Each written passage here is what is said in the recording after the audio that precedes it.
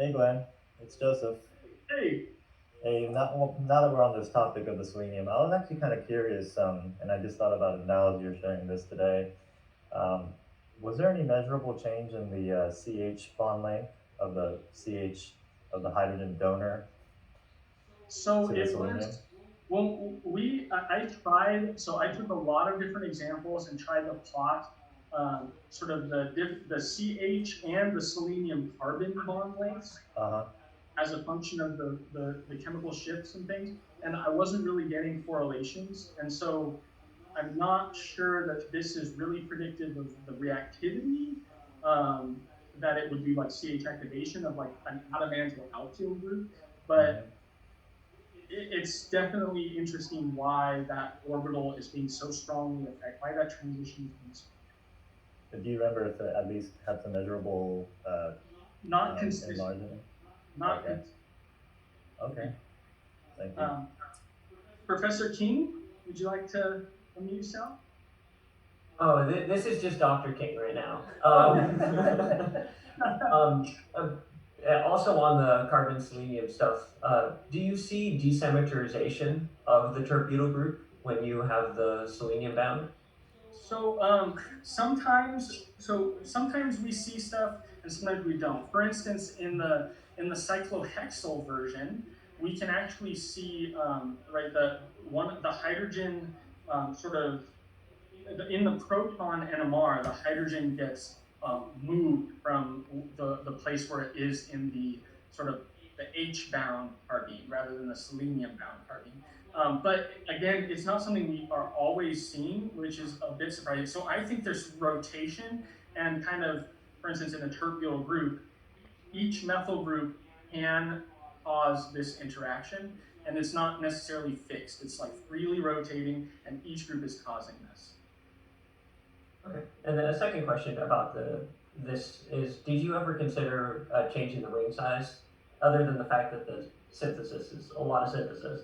Yeah, so the that's where we saw it in the five-membered rings and the six-membered rings. There is no six-membered CAC yet. I mean seven-membered CAC yet. If someone would be interested in making that.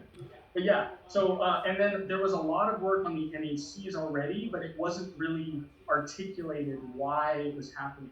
And so rather than remaking them, we used our CAC study and then and plotted it with the NAC data to say that this is kind of true no matter which carbene you're using. Um, so, so yes. Thank you. Miles, I believe you have a question. Yep. Hey, Glenn, great talk. I was also curious about the NMR and wondering, would you get perhaps better data from solid state NMR? Ooh.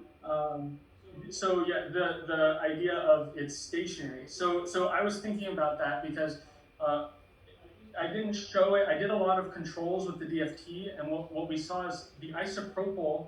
If I if I predict the chemical shift of the crystal structure, it's actually much lower than the solution state. And I imagine that's because free rotation is allowing for those other sort of shifts to be occurring, and thus we get sort of an averaging effect.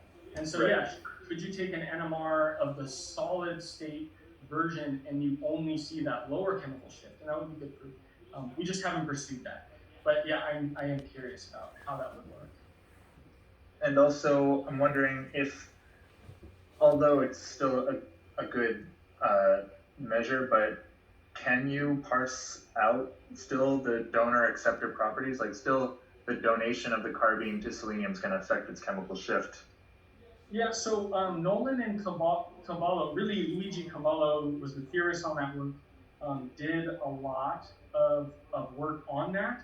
And what he showed is that because of the nature of the carbene selenium bond, the chemical shift trend really does match the sort of acidity of the carbene orbital polarizing or sort of deshielding the selenium, even though it's a paramagnetic term. But and the sigma bond is not correlated with the chemical shift really at all. And he did that. So I'm really just citing his work, which was a really extensive chemical science paper, which I was taking data from. So Right. I'm just using them as sort of having answered the question. But yes, that is an interesting question. Okay, thanks. Yeah. Great job. Congrats.